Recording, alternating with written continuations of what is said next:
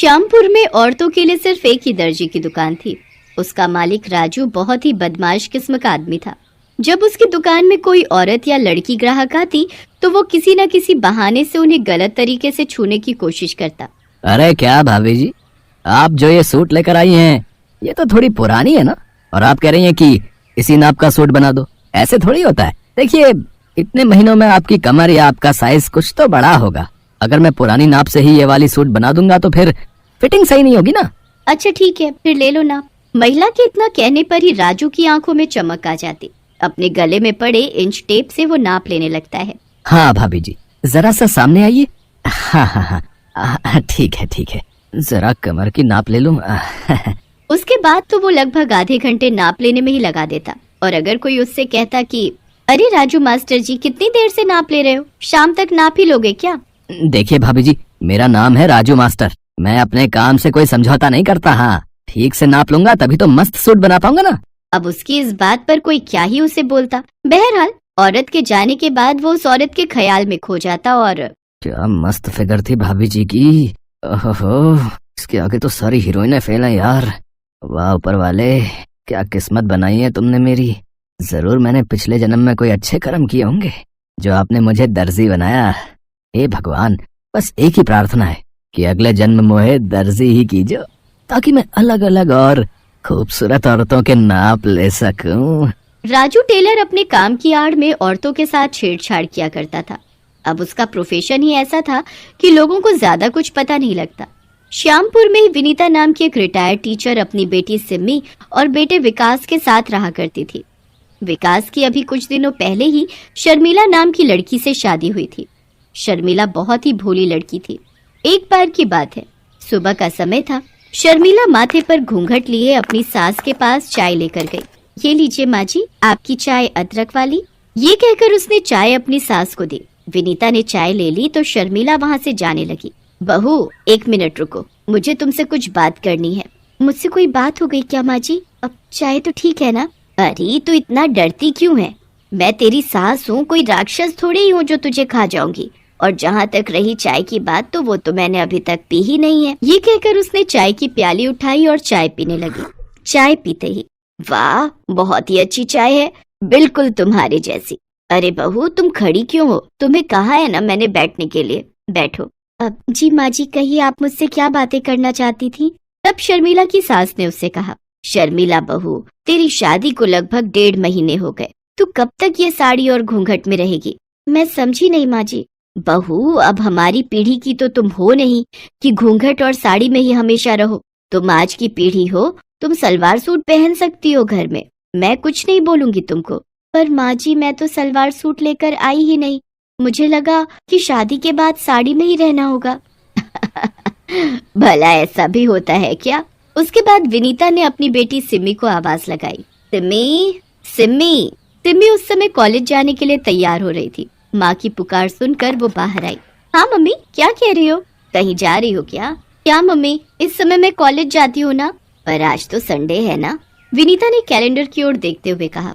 तब सिमी कैलेंडर के पास गई और उसे पलटते हुए कहा, मम्मी जनवरी खत्म हो गया है, ये फरवरी है, फरवरी, और आज शनिवार है। ओह, मैंने तो ध्यान ही नहीं दिया। अच्छा ये तो बोलो कि तुम मुझे बुला क्यों रही थी? सिमी बेटा, वो तुम्हारे पास 3-4 सूट के कपड़े पड़े हैं ना जो पिछले महीने खरीदे थे। हाँ माँ, है तो। सुनो ना, वो तुम भाभी को दे दो, वो उसे राजू टेलर के पास जाकर सिलवा लेगी। तुम्हारी भाभी के पास एक भी सूट नहीं है। अच्छा माँ, मैं दे देती हूँ। सिमी ने सूट के कपड़े अपनी भाभी को दे दिए। सिमी कॉलेज चली गई। बहू सुनो, ये लो सूट का कपड़ा, इसे सिलवा लो। यहाँ से थोड़ी दूर पर राजू टेलर्स है, तुम उसके पास चली जाओ। मैं अकेली जाऊँ? हाँ बहू, चली जाओ ना। तुम्हें तो पता है ना मेरे घुटनों में कितना दर्द रहता है। अगर तुम्हारे साथ गई तो फिर 1 सप्ताह तक चलना फिरना सब हराम हो जाएगा। शर्मिला सूट का कपड़ा लेकर राजू टेलर्स के पास गई। राजू ने उसे देखा तो, ये कौन देहाती हुस्न की परी आ रही है? घूंघट वूंघट निकाल के, पहले तो इसे कभी नहीं देखा। राजू टेलर शर्मिला को घूर घूर कर देख रहा था। उसे इस तरह घूरता देखकर शर्मिला झेंप गई। तब राजू ने उससे पूछा, कहिए क्या सेवा करूं मैं आपकी भाभी जी? जी, ये सूट बनवाना है।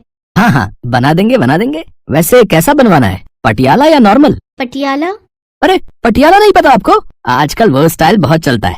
मैं तो एक्सपर्ट हूँ पटियाला का, मेरे पास दूर दूर से लोग आते हैं पटियाला सूट सिलवाने। उसके बाद राजू टेलर ने शर्मिला को दुकान पर रखे कुछ सैंपल दिखाए। शर्मिला को वो पसंद आ गए। हाँ जी सही है, ऐसा ही बना दो मेरा। अरे ऐसा क्यों, इससे अच्छा बना देंगे आपका, लेकिन पहले आपको देना होगा। देना होगा? क्या देना होगा? अरे नाप देना होगा, नाप। बिना नाप मैं कैसे बनाऊंगा आपके लिए पटियाला सूट। उसके बाद राजू शर्मिला का नाप लेने लगा। शर्मिला से बातों के क्रम में ही उसे पता लग गया था कि ये बहुत ही भोली टाइप की है, इसलिए उसने मन ही मन सोच लिया था कि आज तो इसका अच्छे से और बहुत देर नाप लूंगा, मजा आ जाएगा।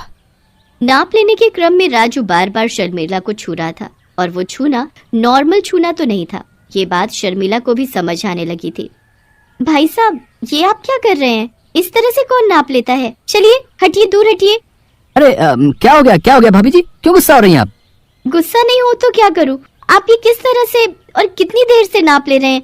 कभी कमर को छूते हैं, कभी इधर हाथ लगाते हैं, कभी उधर हाथ लगाते हैं। ये क्या बात हुई? अरे टेलर को नाप लेने के लिए इधर उधर तो हाथ लगाना ही होता है ना। अब मेरी आंखों में कोई मशीन तो सेट नहीं है कि एक बार किसी को देखे और परफेक्ट नाप ले ले। राजू अपनी बेहुदा दलीलों से अपनी कारगुजारी को ढकने की कोशिश कर रहा था, लेकिन शर्मिला भले ही भोली थी, लेकिन ना समझ तो बिल्कुल भी नहीं थी। देखो, मेरे सामने ज्यादा तेज बनने की कोशिश मत करो, मुझे पता है तुम क्या कर रहे थे। मैं चुपचाप सुन रहा हूं तो इसका ये मतलब नहीं है कि आप कुछ भी इल्जाम लगाओ। अरे मैं कोई नया टेलर नहीं बनाऊं, सालों से यहाँ काम करता हूँ। हाँ, और न जाने कितनी औरतों के सूट सिले मैंने, किसी ने इस तरह से मुझ पर इल्जाम नहीं लगाया जैसे आप लगा रही हैं। अगर आपको मुझसे सूट नहीं सिलवाना तो आप जा सकती हैं, लेकिन इस तरह के बेहुदा इल्जाम तो मत लगाइए मुझ पर। मैं बीवी बच्चों वाला आदमी हूँ। शर्मिला वहाँ से चली तो गई, लेकिन उसने अपनी सास को सारी बातें बताई। ये तुम क्या कह रही हो बहू? हाँ माँ जी, वो बहुत ही बदमाश दर्जी है, उसने नाप लेने की आड़ में मेरे साथ बदतमीजी की। माँ जी, मुझे तो वो शक्ल से ही बदमाश लगता है। अच्छा सुनो, सिम्मी को आने दो, फिर चलते हैं तीनों मिलकर उस बदमाश दर्जी की दुकान पर। सिम्मी के आने के बाद तीनों ने मिलकर एक प्लान बनाया। इस बार सिम्मी उस दर्जी की दुकान पर गई और सूट सिलवाने की बात कही। अपनी आदत से मजबूर राजू टेलर बेशर्मी के साथ सिम्मी की नाप लेने लगा, लेकिन इस बार उसकी सारी हरकत दूर छिपी उसकी भाभी ने रिकॉर्ड कर ली। फिर उन्होंने पुलिस को फोन कर वहां बुला लिया। थोड़ी देर में पुलिस वहां पहुंच गई। पुलिस को देखकर राजू टेलर के चेहरे का रंग उड़ गया। क्यों रे, तू ही है ना राजू टेलर? जी मैडम, मैं ही हूँ। कोई बात हो गई है क्या?